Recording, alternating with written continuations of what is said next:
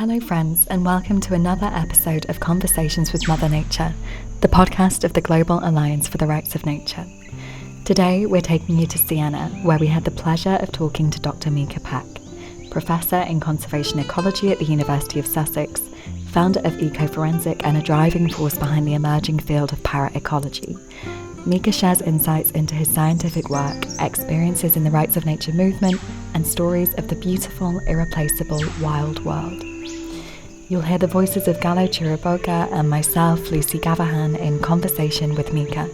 Keep an ear out for the bird song of Siena too. We hope you enjoy this conversation as much as we did.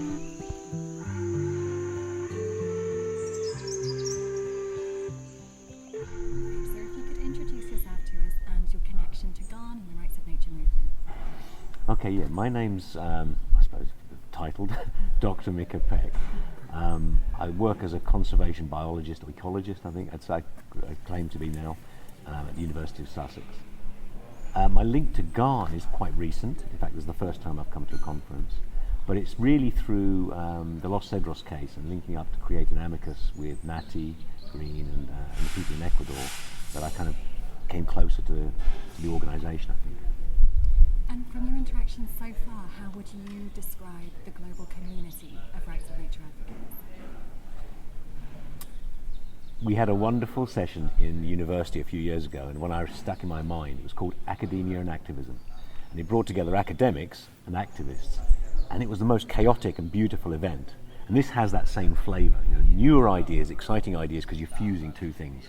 And I think that's vital. That's really an incredible sort of place to be when you get these sort of fusions of need and understanding, information and ideas, and fantastic. Does that summarise it well enough? Completely. And you've brought that feeling of fusion to the gathering so far, and you've spoken about paraecology. Could you, for our listeners, define that and explain it in your own words? Yeah, okay. The concept of paraecology, we've been kind of pioneering at the University of Sussex. There are a couple of academics who do it, one who's based more in Papua New Guinea, and most of my experience has been in South America with this concept.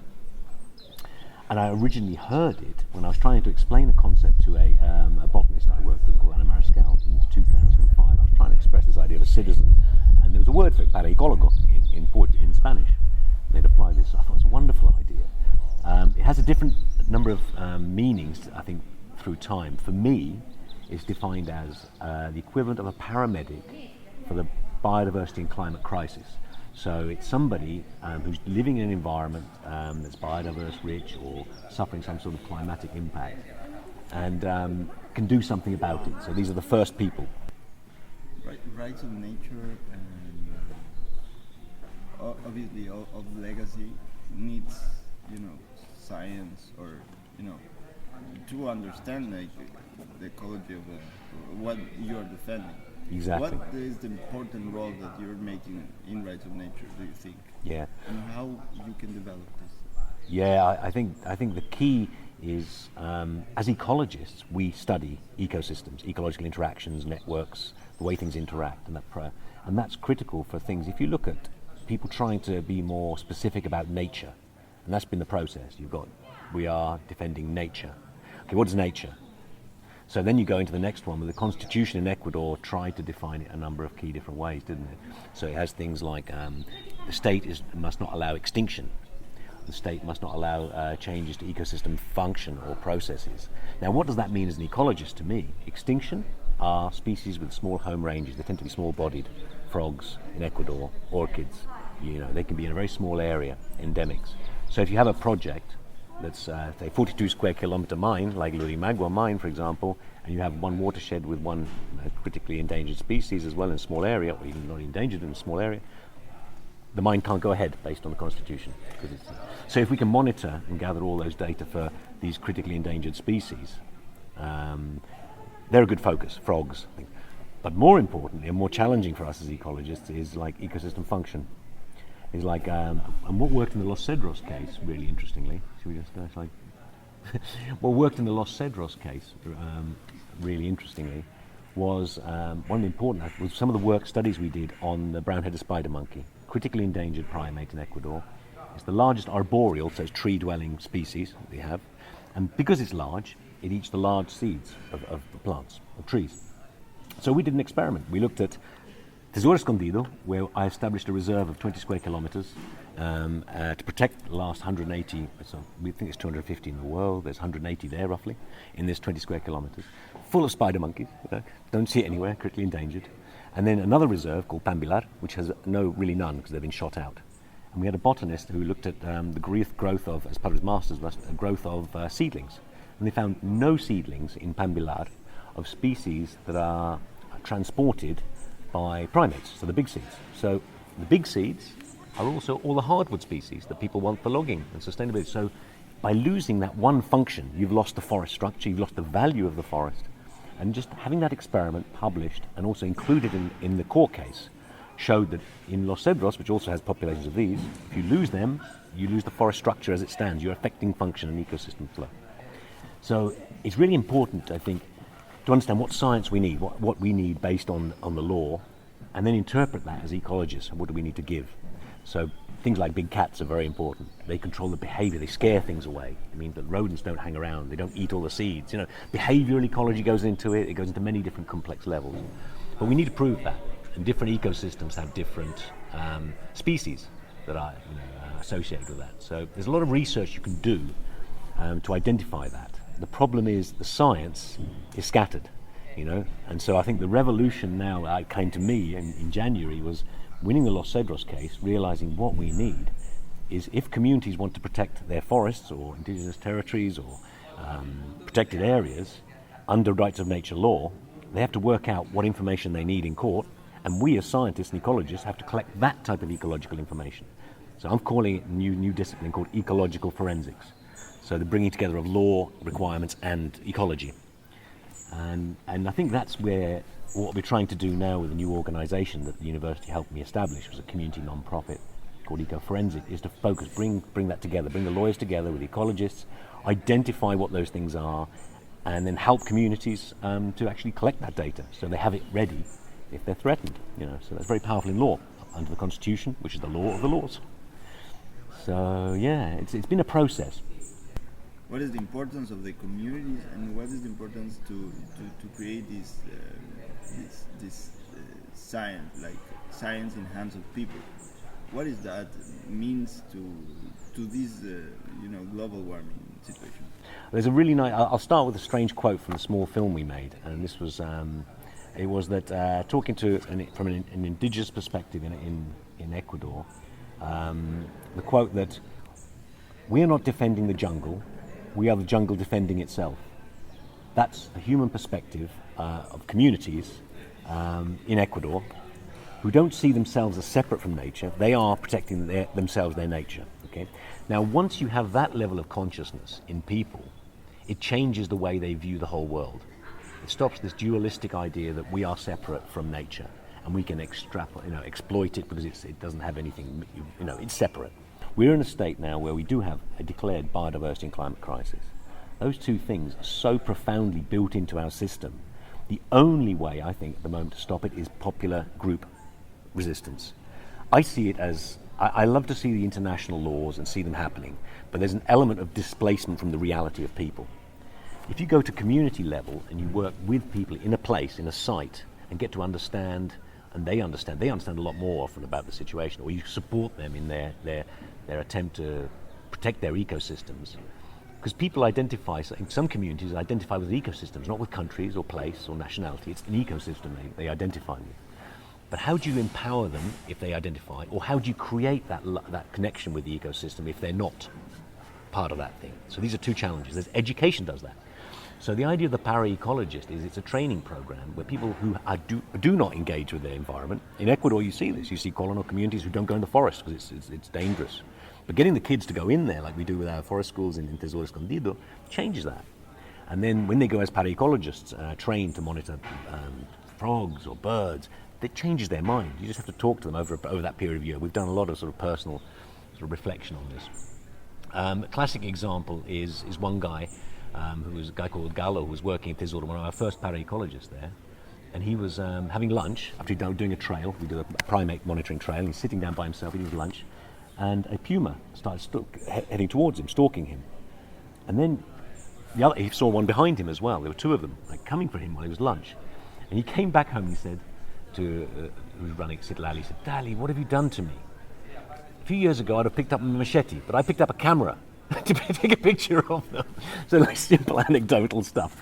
That education process with communities working together to identify solutions as well. I don't have the solutions, as well. I'm not saying that, but I can offer something, maybe some scientific validity, some training, some critical thinking, empowers them as well. And we create jobs and opportunities as well through this. There's a job through these things. But fundamentally, if you get the right data, you actually defend your nature through that, as communities. I don't know if it's answered the question or I wandered off, but there are so many aspects. The framework of education is really what underpins this, if you think about it. But it's a different type of education than the education that people normally get, which is to gain a job, which gains you wealth, which takes you away from the problem, so you live in a city with air conditioning. No, you go back. We go to where the problem is and work with them to create unique spaces. So Tesoro now, international people fly to the middle of nowhere, really, was before. Local young people stay there because they're seeing this interesting sort of thing happening there. It gives them a reason to live there, to be there as well.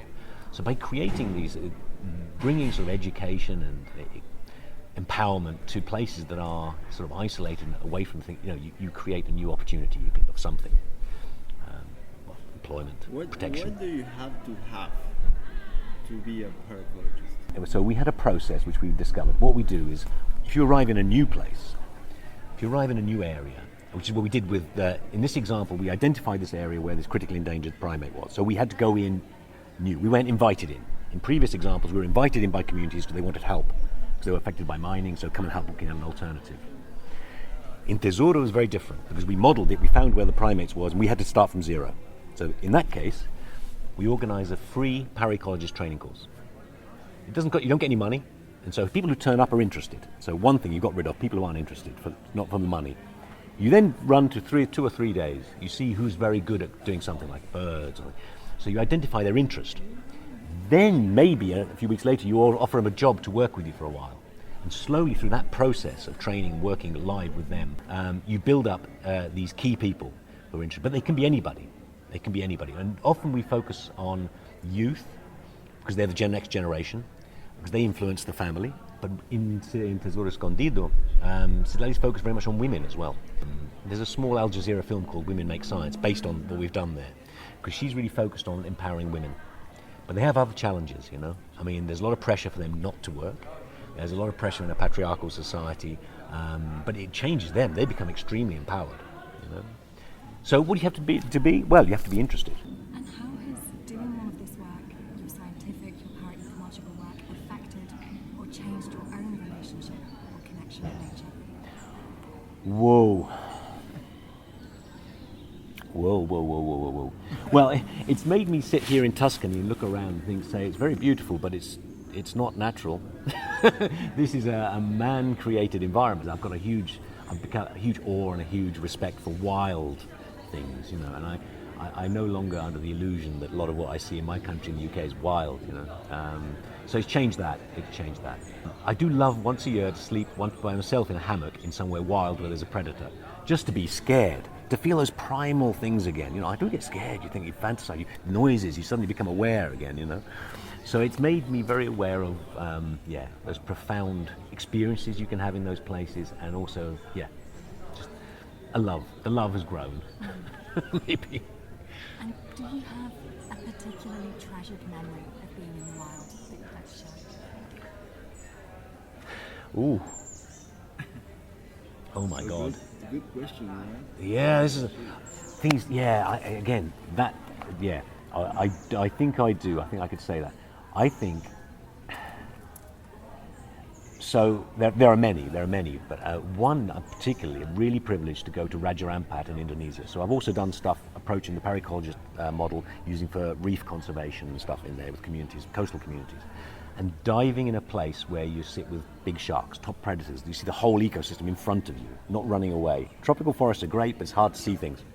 But to be in that moment and seeing all this crazy shoaling activity, the predators hunting in front of you, that was my treasured memory.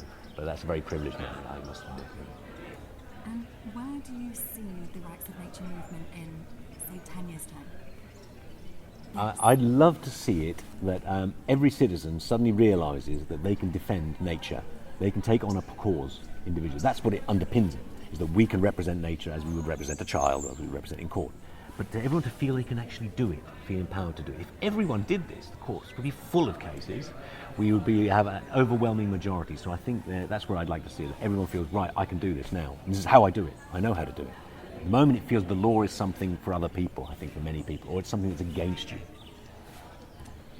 And finally, we're asking everybody that we speak to if you have a recommendation to share of something that has fascinated you lately. It could be a book, it could be a short film on YouTube, or it could just be something that you recommend doing.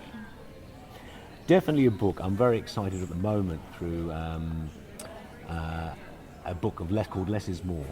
Jason has just hit up and check the name, but because I'm in the process of reading it. And what it goes to, what I like about this book particularly, so Less is More, is it goes upstream to the problem. So the idea that it goes and looks at what are the fundamental problems behind this situation we're in. And what it comes down to is basically, it starts off with, well, we live in a system that's built around neo-capitalism where you invest in something and you keep wanting to take more back. That's why we've got exponential growth, which means exponential use of resources. So these are the things that are hitting all these ecosystems in South America at work. And so there are other ways of doing things. It's just recognizing and trying to read and find out what they are, or talk to people to identify what the other visions could be. Because I think we feel this is the only way it is.